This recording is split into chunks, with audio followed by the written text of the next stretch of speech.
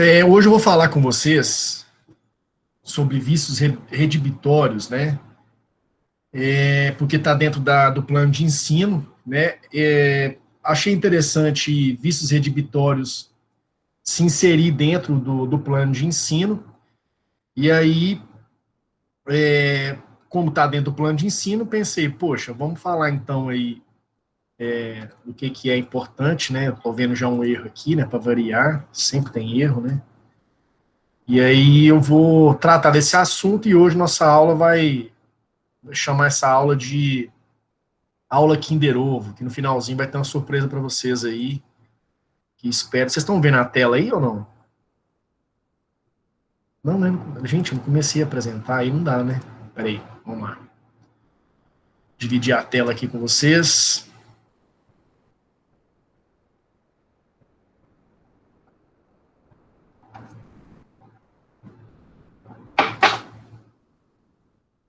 Vamos lá então, né? Vou falar um pouquinho de vícios redibitórios.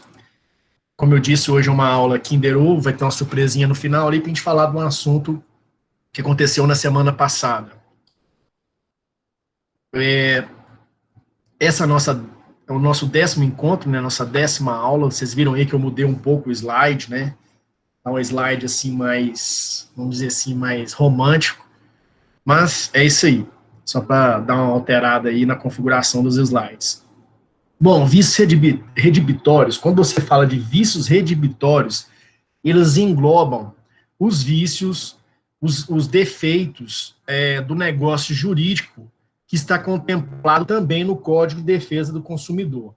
Quando você analisa vícios redibitórios no Código Civil, ele começa lá no artigo 441 e passa por evicção, então não é isso que nós vamos ver hoje. A gente vai ver os principais pontos que se referem a vícios redibitórios, com relação ao que é mais importante vocês guardarem para essa revisão da disciplina aqui no projeto integrador. A questão dos vícios redibitórios, elas está inserida dentro das garantias contratuais. Existem 3 tipos de garantias: as garantias materiais, atípicas e jurídicas. As materiais são inerentes aos vícios redibitórios. E aí eu disse para vocês que envolvem também o Código de Defesa do Consumidor. Existem as garantias atípicas, que podem ser de tipo aberto, que são inerentes às partes. As partes podem, além dos contratos bilaterais, dos contratos jurídicos ou dos contratos de consumo, as partes podem criar garantias contratuais inerentes ao negócio jurídico. E, além do mais, eu disse que o vício redibitório ele está contemplado também dentro do Código de Defesa do Consumidor, que a gente vai diferenciar daqui a pouco a diferença do Código de Defesa do Consumidor para a proteção do Código Civil.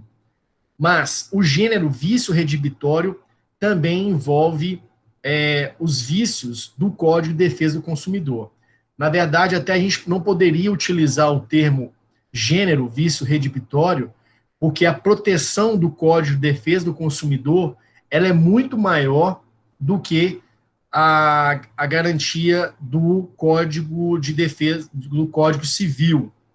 Então, é importante nós diferenciarmos essas duas questões.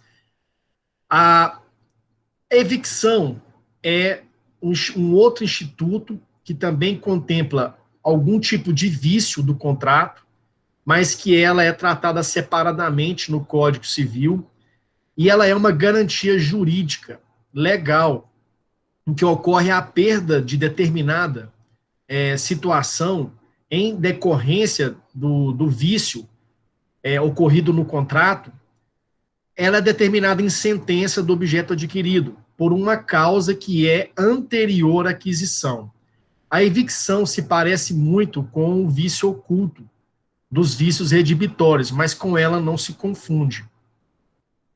E essas garantias dão direito à redibição. Redibição, o significado de redibição, ele é desfazimento do negócio jurídico.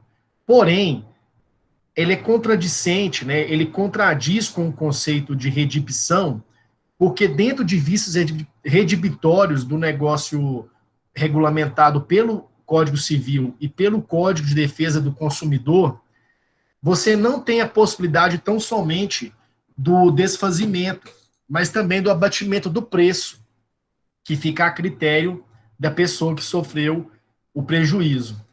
Então, na verdade, redibição, que é o significado de desfazimento, não seria o melhor termo utilizado, mas o Código Civil preferiu utilizar de vícios redibitórios, que seriam aí causas possíveis de desfazimento do acordo, né, mas que possibilitam também a possibilidade da pessoa, do requerente, né, de também poder pleitear a redução do valor.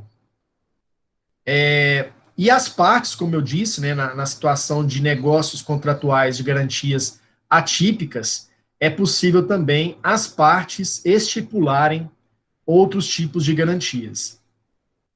Os vícios redibitórios são inerentes aos contratos aleatórios. Aleatório é o contrato em que uma prestação pode deixar de existir em virtude de um acontecimento incerto e futuro. O grande exemplo de acontecimento e de contrato aleatório é, por exemplo, a apólice de seguro, o contrato de seguro, de jogo ou de aposta. Ele trata-se de um contrato bilateral e oneroso, em que pelo menos um dos contraentes não pode antever a vantagem que receberá, em troca da prestação fornecida. Então, esse contrato aleatório, ele caracteriza pela incerteza para as partes sobre as vantagens e sacrifícios que ele podem advir. É normalmente o contrato de seguro mesmo, é um grande exemplo que tem. Mas grande parte dos contratos também envolvem contratos aleatórios, até tipos de contrato de compra e venda. Ele só não é equiparado ao contrato de compra e venda porque o Código Civil regulamenta especificamente a situação de contrato de compra e venda. E a gente vai ver daqui a pouco que o que diferencia do Código de Defesa do Consumidor é a situação do envolvimento da parte, que é a própria relação de consumo. Mas guardem aí que daqui a pouco a gente vai diferenciar essa situação. E aí, lá no 442, ele diz que, em vez de rejeitar a coisa, desfazendo o contrato, né, que é o 441, pode o adquirente reclamar abatimento no preço. Então, por isso que não é só redibição, desfazimento, pode ocorrer a redução do valor do contrato.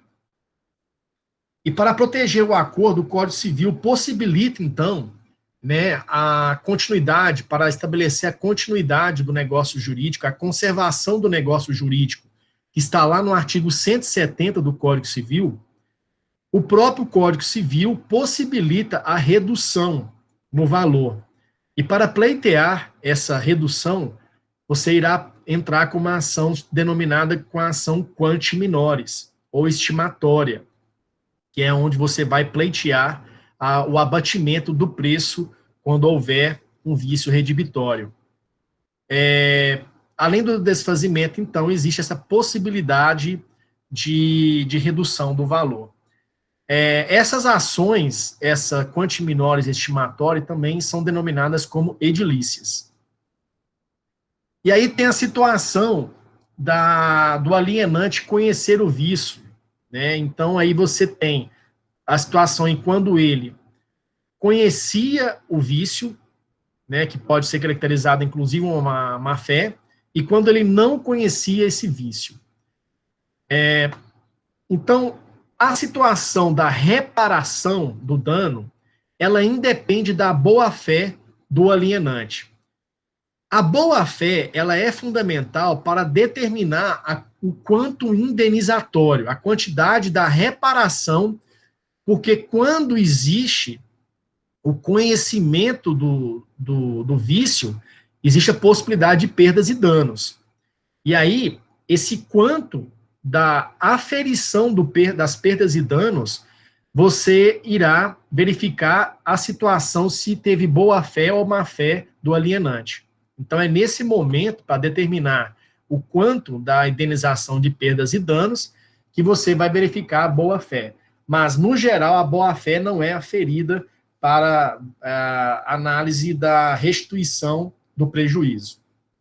A proteção é extensa, portanto, mesmo perecendo a coisa, quando já em posse do adquirente, continuará existindo a responsabilidade se tratar de vício oculto ao tempo da transição.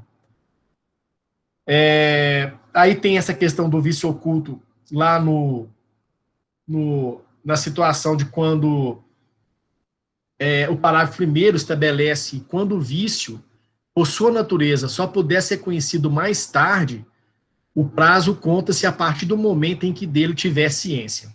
Eu vou dar um exemplo para vocês de uma relação que não envolveu relação de consumidor do CDC, mas que envolveu comigo uma relação de vício oculto, onde eu utilizei esse prazo aqui do Código Civil.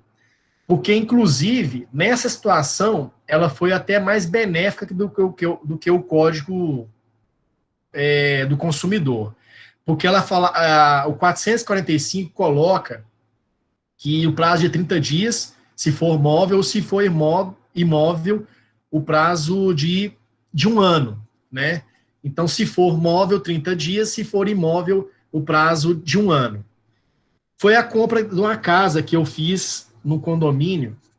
Nós compramos uma casa, e aí, pelo Código de Defesa do Consumidor, o prazo ele é menor do que 1 ano, para você reclamar um vício oculto. E aí, a nossa casa, quando nós compramos lá nesse condomínio, ela apresentou um vício oculto. Olha só que exemplo bacana. E eu utilizei esse parágrafo 1º aqui do 445. O que aconteceu?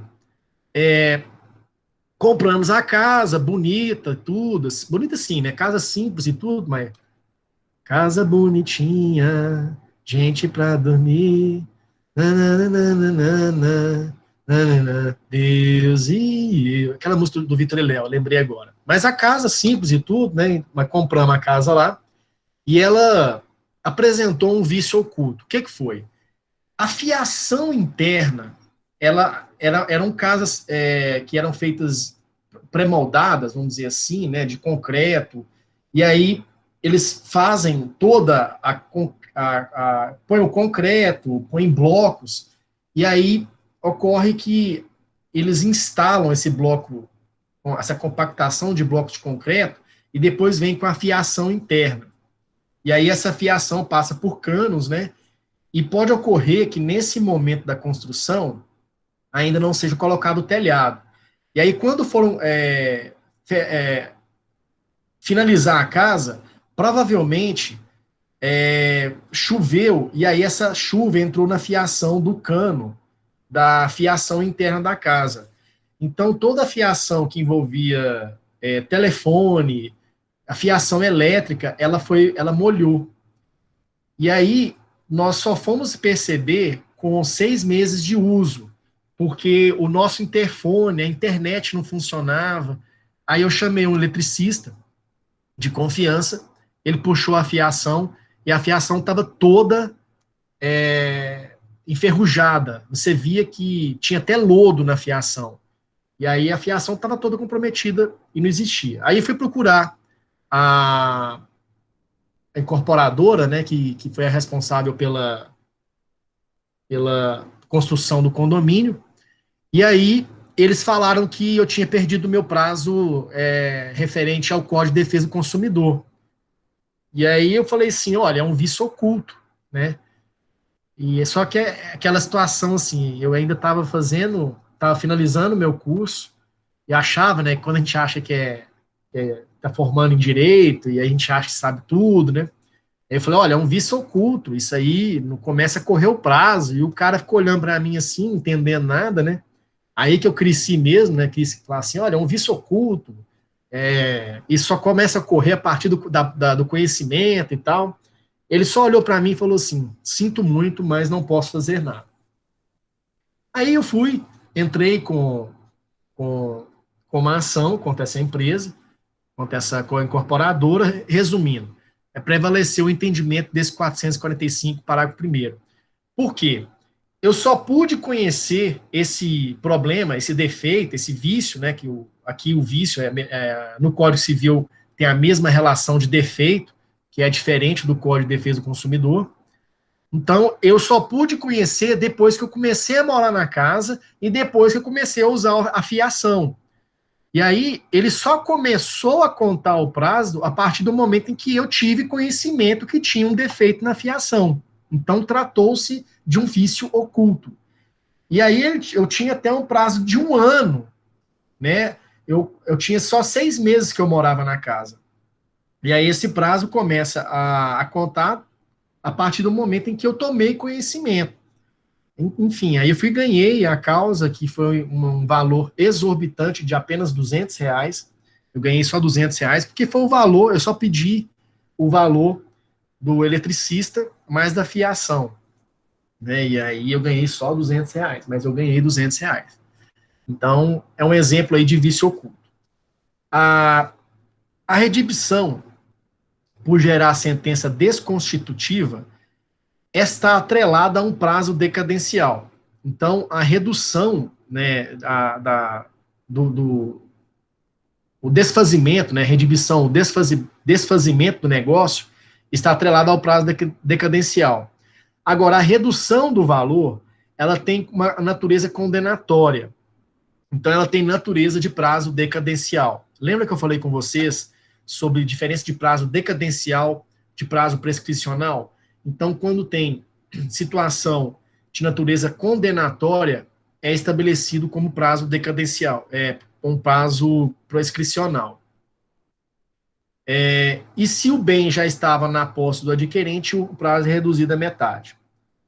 E aí tem o 446, que fala sobre os prazos desse artigo 445. Se tiver na garantia estabelecida pelas partes, no prazo da cláusula de garantia, assim que estipar esse prazo, esse prazo de garantia deve ser denunciado pela parte que detectou o problema, sob pena de decadência. Então, esse prazo estabelecido pela garantia não corre durante a vigência da garantia, né? Então, é parecido também com o Código de Defesa do Consumidor. Lá no Código de Defesa do Consumidor, ele diferencia do Código de Defesa do Código Civil, porque o Código de Defesa do Consumidor ele é mais abrangente. Ele reforça o caráter protecionista do Estado quanto à hipossuficiência do consumidor. Aí do consumidor aí faltou um R. Então, o que acontece? Se envolver uma relação de consumo, se o comerciante, se o alienante, né, se a figura do alienante lá do 441 for um comerciante, será aplicado o Código de Defesa do Consumidor. Eu tive um professor que eu gostava muito dele, eu esqueci o nome dele, ele é tão bom que eu esqueci o nome dele. Ele ensinou essa dica para nós. Apesar que ela ser uma dica muito generalista, mas ela dá para você diferenciar quando que você aplica o CDC ou quando você aplica o Código Civil nas relações de vícios redibitórios. Se o alienante, a pessoa que faz a venda, é um comerciante, você aplica o CDC. Isso é um pouco complexo porque existem relações de consumo, não necessariamente quando o alienante é um comerciante. Então, você vê, por exemplo, as situações de relação da aviação, né, em que muitas delas aplicam o Código de Defesa do Consumidor. Então, uma empresa aérea não é comerciante, né, mas enfim. O conceito de comerciante, atividade comercial, ela se expandiu muito, até mesmo em detrimento da pandemia aí, por relação de definição de atividades essenciais, teve uma amplitude muito grande com relação à definição do que é ou não relação de consumo. E o artigo 12 do CDC reforça esse caráter, sobretudo quando determina expressamente que o produtor, o fabricante, o construtor brasileiro e estrangeiro e o próprio importador respondam. Então, isso é decorrência da proteção do Estado pela hipossuficiência do consumidor. Então, qual seria a diferença do Código Civil para o CDC? Os prazos de decadências. O CDC, amparado pela hipossuficiência do consumidor, disciplina também a questão dos possíveis vícios aparentes, coisa que o Código Civil, como a gente viu anteriormente, o vício ele não é aparente conforme é estabelecido pelo Código de Defesa do Consumidor. Além dos prazos, que são prazos diferentes do Código de Defesa do Consumidor, bem como do Código Civil, a situação é que no Código Civil os vícios não são aparentes, né, que envolve, além dos o CDC, além de envolver os vícios aparentes, que é o defeito por fato ou por vício, né, que a gente vai ver daqui a pouco, o CDC também envolve os vícios ocultos. E o Código Civil não envolve a situação de vícios aparentes. Essa aqui seria uma breve definição. Os prazos do CDC são diferentes, né? Os produtos não duráveis, como alimentícios, o prazo para ajuizar uma ação é de 30 dias, já o produto durável é de 90 dias, contados a partir da tradição ou do término da execução. E também o Código de Defesa do Consumidor trata de vícios ocultos, mesmo os prazos sendo os mesmos, a contagem também é parecido com o Código Civil, só se inicia no momento em que os vícios ocultos se derem evidentes. E aí você lê isso lá no artigo 26 e parágrafos do Código de Defesa do Consumidor.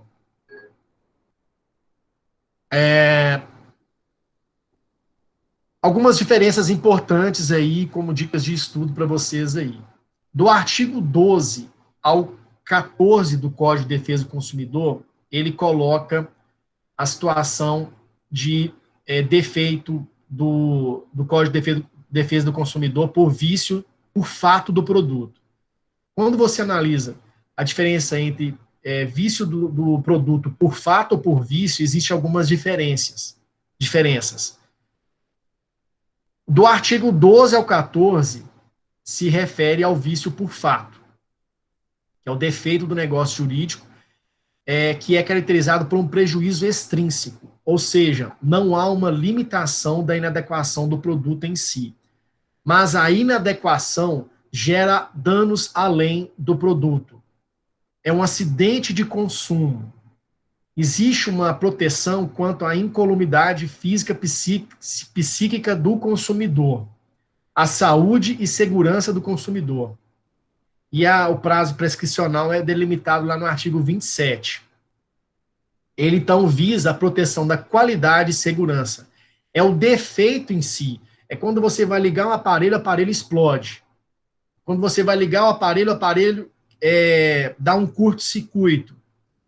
Então, é um vício extrínseco.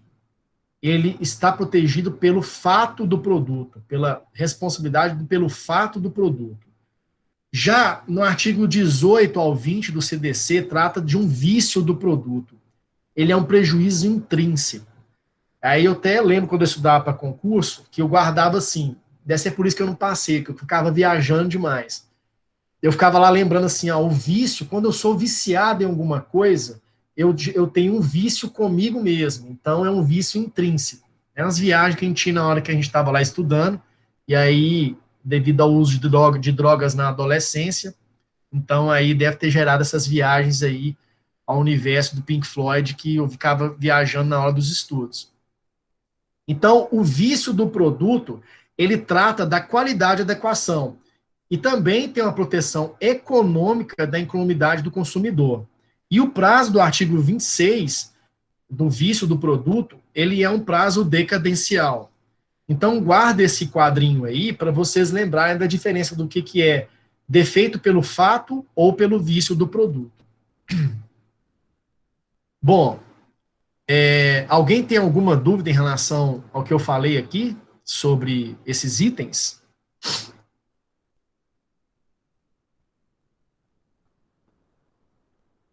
Certo.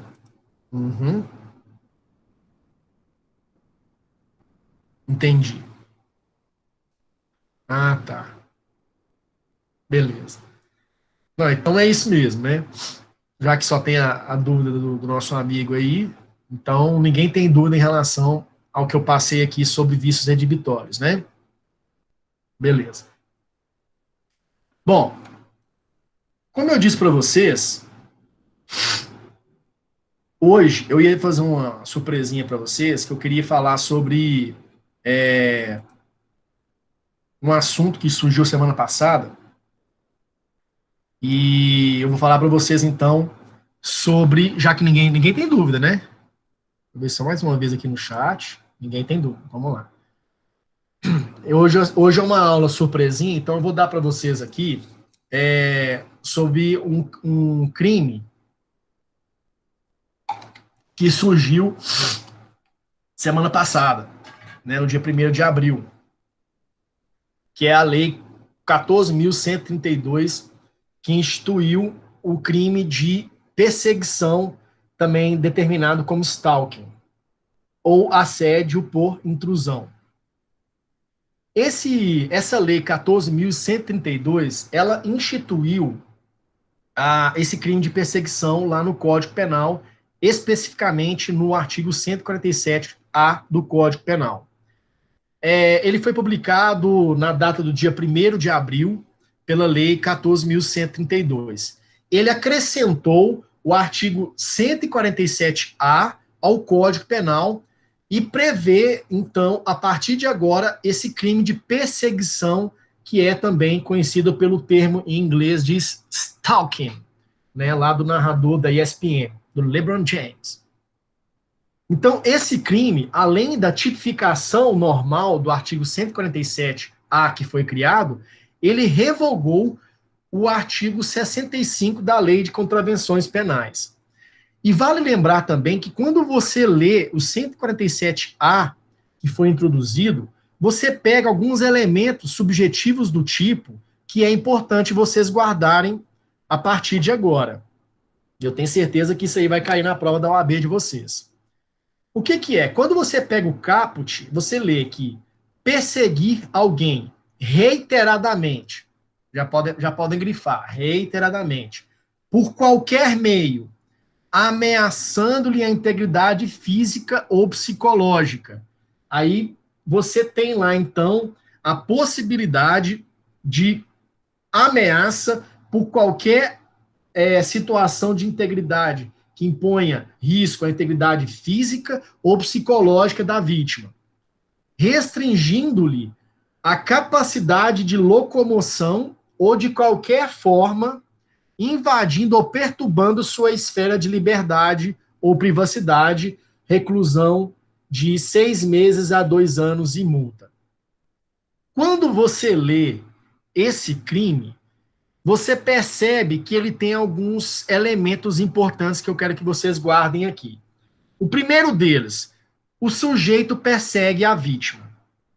Segunda situação, reiteradamente. Então, exige habitualidade. Exige habitualidade, guardem disso. Por qualquer meio. O que isso envolve? Pode ser meio presencial, internet, telefone, carta, Instagram, tá? Então, até que eu vou até deletar minha conta do Instagram agora, porque senão você é condenado por stalking, né? Então, praticando pelo menos uma das 3 condutas possíveis, ou seja, quais são as condutas possíveis pelo agente que comete o crime de perseguição? Ameaçar a integridade física ou psicológica da vítima, ou restringir a capacidade de locomoção da vítima, ou invadindo ou perturbando de qualquer forma a esfera de liberdade ou privacidade da vítima. Então, você percebe que as condutas possíveis, elas são extremamente abrangentes e abertas, tá? Então, isso pode dar margem aí, né? Então, quem fica curtindo foto demais aí das pessoas, cuidado, porque pode ser que o bicho pegue, hein? Mas vamos lá. Quando você analisa A pena. A pena é de reclusão de 6 meses a 2 anos. Então, trata-se de IMPO, de infração de menor potencial ofensivo, cabendo transação penal e suspensão condicional do processo. O stalking, ele é uma conduta que foi tipificada agora no 147A, que é a conduta de assédio ou intrusão. Ele vem do verbo to stalk, em verbo em idioma inglês. Gostou do meu inglês aí?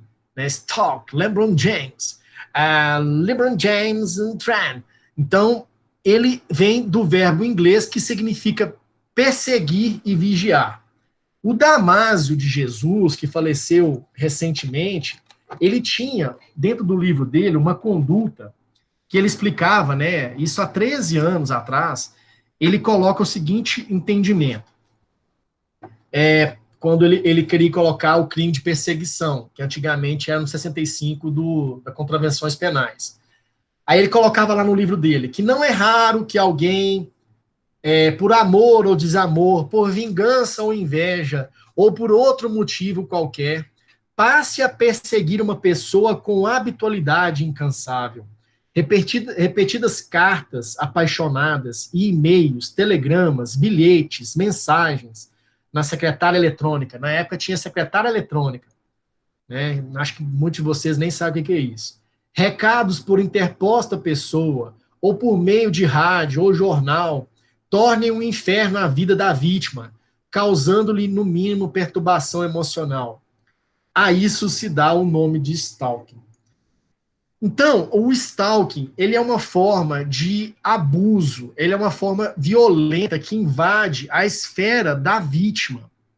E aí a pessoa é aquele pedante ali que não para de perseguir a pessoa. Olha, eu tenho até um exemplo aqui, que não vou citar nomes, eu tinha uma pessoa dentro da minha família que sofreu stalking, que perseguição, que foi, não vou falar quem, né? Porque senão nós vão saber quem que é. Essa pessoa, ela é da minha família, a pessoa começou todo dia a aparecer na porta lá de casa, eu já falei quem que é, né? Aparecer na porta lá de casa, aí passou uma semana depois ele começou a fazer o outdoor com o nome dessa pessoa, fez adesivos de carro com o nome dessa pessoa, com fotos dessa pessoa, até que essa pessoa teve que procurar realmente a polícia para dizer que ela estava sendo perseguida mesmo, né? Então, assim, essa pessoa, ela invade a situação emocional da vítima, né?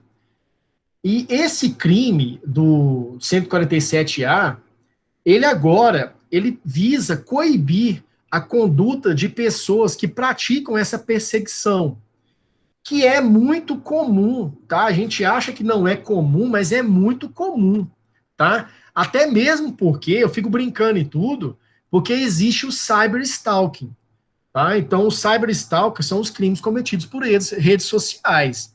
A gente sabe que redes sociais aí tem várias situações em que ocorrem abusos de perseguição, pessoas que ficam no pé, pessoas que ficam mandando mensagem, enfim.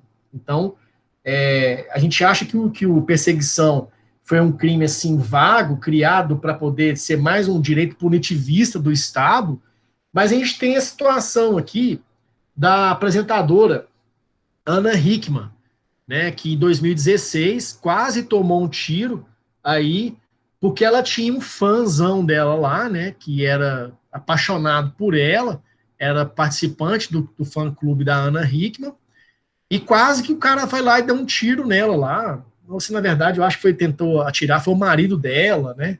Mas o cara frequentemente ficava lá importunando a Ana Hickman e pedindo acesso a ela. E aí ela foi vítima aí desse crime de perseguição. E também tem um outro exemplo que, que, que é recentemente também uma situação que foi aplicada o crime de perseguição foi de uma. Deixa eu ver aqui como é que é.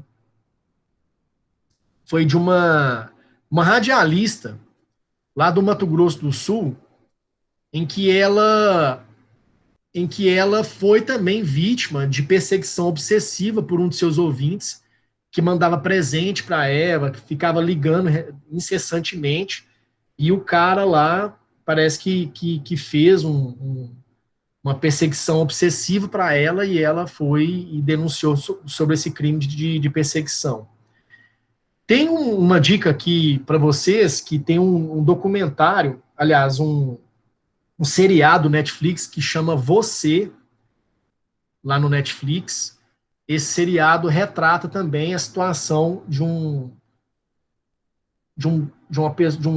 psicopata, vamos dizer assim, né? Porque pode ser equiparado ao psicopata, em que o personagem principal persegue as vítimas e onde ele tem obsessão por essas vítimas, né? Então, o comportamento lá dessa pessoa, lá nesse documentário, como é que chama, gente? Do seriado Netflix Você, o comportamento, ele não foge muito da realidade.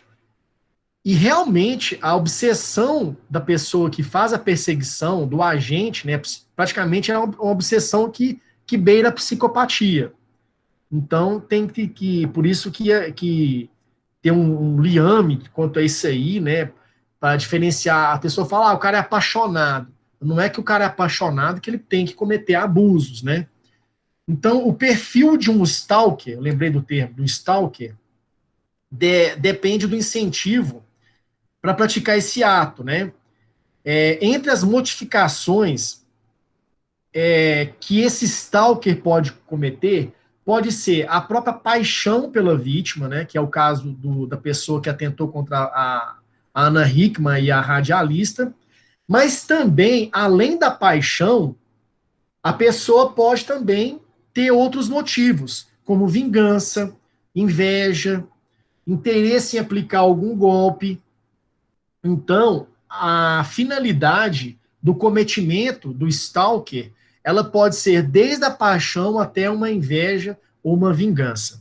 Não é necessariamente somente paixão.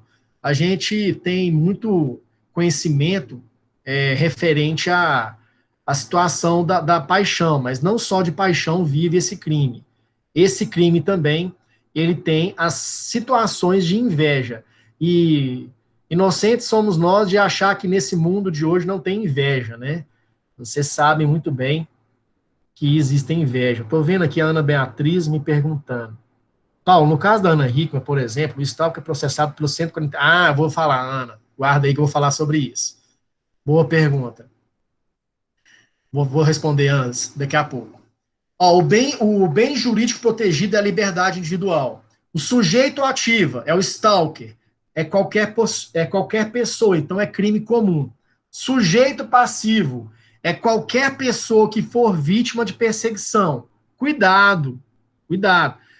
Pode ser homem ou mulher, tá? Então aí a gente às vezes só lembra de exemplos com mulheres, mas a vítima pode ser homem também. Inclusive eu estou sendo vítima de stalker, depois eu conto para vocês. Vale ressaltar, contudo, que a pena é aumentada da metade se a vítima for criança ou adolescente ou mulher por razões da condição de sexo feminino. Aí, esse aumento de pena, essa majorante do aumento de pena, ela tem que, no caso da mulher, por razões do sexo feminino, tem que ver o elemento subjetivo do tipo identificado na apuração dos fatos, tá? Então tomem cuidado, porque não é o fato, é a mesma coisa do femicídio, do feminicídio. Aqui, para identificar a majorante, eu tenho que identificar nos fatos que eu persigo a pessoa pelas razões da condição do sexo feminino. Aí vocês devem estar se perguntando aí, Paulo, como que nós vamos identificar aí essa razão específica do elemento subjetivo do tipo? Aí que existe a generalidade, né? Provavelmente o que vai acontecer é que vai haver o aumento de pena simplesmente pelo fato da situação ser mulher. Não estou entrando na esfera aqui de que isso foi correto ou incorreto, mas que na identificação do elemento subjetivo do tipo, para identificação da razão de ser do stalker, ele perseguir a vítima porque ela é mulher, vai ser uma situação difícil. Então, a causa de aumento de pena, ela pode ser utilizada, então, genericamente, pelos fatos da mulher ser inserida como vítima. Não sei, vamos aguardar cenas do próximo capítulo. É apenas uma possibilidade aqui que eu estou verificando com vocês. Antes da Lei 14.132, a conduta acima explicada era fato atípico? Não, porque ela era abordada no 65 da Lei de Contravenções Penais, que foi revogada agora. Agora, qual a diferença que existe entre o 65 da Lei de Contravenções Penais do 147A do Código Penal? Esses três elementos que eu especifiquei acima. Primeiro que o 147A, ele exige uma perseguição reiterada. E no 65, que foi revogado, da Lei de Contravenções Penais, não falava da reiteração. Então, já diferencia do 147A, porque no 65 não existia a reiteração, não exigia.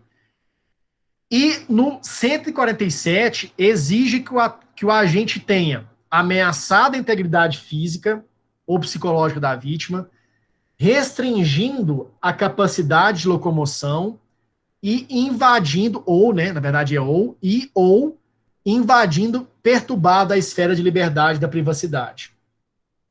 Então, aí eu vou responder a pergunta da Ana sobre a situação do indivíduo que cometeu a conduta mediante algumas situações. A primeira dela vamos pegar aqui, por exemplo, a situação do indivíduo que está, a situação que a Ana, uma das situações vai caber na situação que a Ana trouxe aí. Vamos supor que o indivíduo está respondendo ou foi condenado por perseguição ou molestamento, e ao analisar a conduta desse agente, no caso concreto, percebeu-se adequação quanto à descrição típica do 147A. Então, aqui, Ana, olha só, durante a situação que o sujeito ia e vinha respondendo pelo 65 da contravenção penal, percebeu-se que houve uma adequação típica idêntica ao 147A. Nessa situação, existe aquilo que a doutrina chama de continuidade normativo típica. O indivíduo continuará respondendo pela contravenção penal do artigo 65, porque ele continua respondendo que não é a mesma situação do 147A, porém ele já estava respondendo à situação do 65. Então, ele não houve abolício criminis, e sim uma continuidade normativo típica da situação do 65 da contravenção penal. Aí tem um conceito aqui sobre o princípio da continuidade normativa, que ela ocorre quando olha só, anotem isso, quando uma norma penal é revogada, mas a mesma conduta continua sendo crime no tipo penal revogador, que é o caso aqui que a conduta se adequou ao 147. Ou seja, a infração penal continua tipificada em outro dispositivo, ainda que topologicamente ou normativamente diverso do originário. E aí ele vai continuar respondendo pelo 65, por quê? Porque não houve abolício crimes, e eu também não posso tipificar por uma conduta mais grave. E aí, por isso que ele continua respondendo pelo 65. Situação diferente é quando o indivíduo está respondendo ou foi condenado por perseguição ou molestamento, e ao se analisar a conduta do caso concreto, percebe que ela não se adequa à descrição do 147, diferente da situação anterior. A situação anterior, todos os elementos do tipo se adequavam ao 147. Aqui nesse meu outro exemplo, ele não se adequou ao 147. Faltou algum daqueles requisitos que eu disse anteriormente. Suponhamos que faltou uma ameaça à integridade física do agente. Então, é o caso, por exemplo, de uma pessoa que tenha molestado uma única vez a pessoa. Então, não houve a reiteração. Então, ela se adequa ao 147? Não se adequa. Então, por ela não se adequar, nessa segunda situação, ocorrerá abolício criminis. E aí vai ocorrer por abolício criminis, como o 65 foi extirpado e não se adequa ao 147, vai ocorrer a extinção da punibilidade. Entendeu? Então, o que diferencia a primeira situação da segunda situação é que na primeira situação é uma situação de continuidade normativo típica, é uma continuidade da situação porque ela se enquadra em todos os elementos subjetivos do tipo do artigo 147-A, e por isso o 65 ele continua em vigor, diferente da situação do segundo exemplo, em que não houve habitualidade. Então, ele não se identifica com todos os elementos do 147-A, e por isso que há abolício criminis. Tranquilo quanto a isso? Eu acho que o tio Ulisses deve ter, eu não estou conversando com ele, né? Eu e o Ulisses estamos sempre conversando já tem alguns anos, igual o Varela também. Então, existe a situação seguinte, não existe uma continuidade delitiva, por isso que você aplica abolício criminis. Existiu essa situação, alguém sabe me dar um exemplo de quando que ocorreu essa situação? No crime do 213, em que houve a junção do 214 e do 213, lá do estupro, crimes contra a dignidade sexual. Agora eu não me lembro se são esses artigos mesmo. Quem puder me confirmar aí, por gentileza. Eu acho que era esses mesmo, que houve uma continuidade normativa em relação a esses crimes. Tá? Tem a situação aqui do levantamento quanto aos... o Rogério Sanches, né, coloca que é possível a aplicação dessa situação quanto aos paparazzi, né? Os paparazzi também podem cometer esse crime, mas quando houver os elementos do 147-A, então, para que ocorra a situação para os paparazzis, ele precisa ter a conduta de reiteração, ameaçar a integridade física do ator, né? E assim por diante. Então, é possível, sim, desde que tenha os elementos. Agora, eu vou falar para vocês da situação dos crimes das redes sociais, chamado de cyberstalking. É possível, então, a aplicação do 147-A nas situações de redes sociais, crimes da internet. Porque o 147-A, ele é um crime de forma livre. Então, ele pode ser praticado por qualquer meio. Então, essa conduta pelos meios digitais, ela é muito comum, como eu disse para vocês anteriormente. Então, aquelas situações que a pessoa está sempre perseguindo, deixando comentários nas redes sociais, curtindo todas as fotos, mandando foto, você responde, enche a caixa de e-mails das pessoas, manda WhatsApp toda hora para a pessoa, fica invadindo a rede social dela, fica ali uma situação de perseguição intimidatória da pessoa. Então, existe um estudo pela ONG SaferNet que eles colocam algumas condutas que podem ser aplicadas nesses crimes cibernéticos, né? A pessoa pode, por exemplo, divulgar na web as informações pessoais da pessoa, incluindo nome e endereço completo, invadir aparelhos eletrônicos para acessar contas pessoais, preencher a caixa de entrada de e-mails com spam, enviar vírus, programas nocivos aos computadores de suas vítimas. É uma situação que pode ocorrer aí. E aí, ontem um professor falou que o bom profissional do direito é aquele que levanta perguntas, né? A primeira pergunta que eu venho aqui a levantar sobre o stalking, né? Perseguição nas redes sociais. existe um liame, uma abertura que pode dar margem aí a várias situações de stalking, né? Inclusive, que podem ser parecidos aí com assédio também. Então, fica meio delicada essa situação aí, que pode ocorrer certos abusos nas redes sociais. Então, fica aí cenas para o próximo capítulo para a gente saber o que pode ocorrer. Quem trabalha em vara criminal aí, por gentileza, assim que chegar um crime aqui do 147A, vocês me mandam, tá? Promessa é dívida. Vocês vão ter que me mandar aí uma situação, lógico, né, que não precisa colocar o nome da vítima nem nada, mas eu quero que me, me contem aí quando chegar. É um crime habitual. Então, por ser um crime habitual, ele somente se configura mediante a prática reiterada de condutas. Então, o crime, ele exige essa habitualidade e configura a conduta de perseguir reiteradamente a vítima. E por se tratar de crime habitual, não cabe tentativa. Tá? Então, a gente sabe, lá, tio Ulisses ensinou para vocês que crime habitual não cabe tentativa. O elemento subjetivo.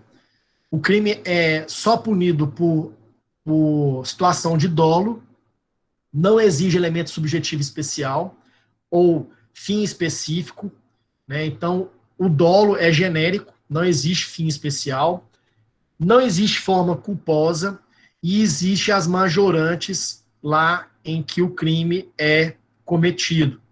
Quando ele é cometido contra criança, adolescente ou idoso, contra a mulher por razões de condição do sexo feminino, nos termos do parágrafo 2º A do 121 do Código Penal, mediante concurso de 2 ou mais pessoas ou com emprego de arma. Aqui no terceiro, vocês têm que guardar o seguinte: se há emprego de arma branca, como por exemplo faca, haverá a majorante? Sim. Então, deverá incidir a majorante não apenas no caso de emprego de arma de fogo, mas também na hipótese de arma branca. Quando o legislador quer tipificar a conduta de arma de fogo, ele o faz expressamente. Quando ele quer condenar a conduta de porte de arma de fogo, ele coloca expressamente no tipo penal, igual ele colocou lá no 157 do Código Penal, parágrafo 2º, A, inciso 1º do Código Penal. Ele colocou lá a tipificação expressa do uso de arma de fogo. E aí, quando ele usa arma de fogo, tem que ver a situação fática em que, se ele adquire a arma de fogo para cometer o crime, aí ele pode responder por concurso, né? Ou se houver prova de que ele já portava a arma antes dessa perseguição para perseguir a vítima. Então, não existe um concurso aí com o uso da arma de fogo. Então, tem que ver a situação fática do stalker, né, quando ele utiliza a arma de fogo. Existe um concurso material obrigatório, lá no parágrafo 2º do 147A, em que ele coloca que o quê? As penas desse artigo são aplicáveis sem prejuízo da correspondência da violência. Então, se algum ato de perseguição for feito com emprego de violência, o agente responderá pelo delito do 147A em concurso com a lesão corporal, por exemplo. Então, a doutrina chama isso de cúmulo material obrigatório. Então, se a pessoa, além da perseguição, ela comete uma lesão corporal, existirá, então, um cúmulo material obrigatório. A ação penal é uma ação penal pública condicionada à representação. Isso está lá no parágrafo único do 147. A vítima, deixa eu ver aqui, é o parágrafo 3º do 147A, que lá no terceiro coloca que somente irá responder mediante representação. E deixa eu ver se eu esqueci alguma coisa aqui. Essa ação pública condicionada à representação segue a lógica da ameaça, né? Porque o 147A, ele vem logo após o 147. Então, ele segue a lógica aí da ameaça. Então, quando você coloca o crime na condição de ação penal pública condicionada à representação, a vítima que vai decidir representar. Então, vocês estudaram lá com... Eu acho que quem deu o processo penal para vocês foi o João Amar e o Gabi, né? Gabizinho lindo. Então, eles ensinaram para vocês que quando é uma ação penal pública condicionada à representação, ela é similar à queixa, né? Ela similar à queixa, mas ela não se mistura porque é uma ação penal pública de titularidade do Ministério Público, porém, é a vítima que vai definir se ela irá entrar ou não com a representação. E esse artigo 147A, ele lá no artigo 4º, né, que da lei 14.132, ele colocou que a lei entrava em vigor a partir da data de sua publicação, e ela foi publicada no dia 1º de abril, dia da mentira. Bom, essa era a surpresinha que eu trouxe para vocês. Vocês têm alguma dúvida em relação a isso?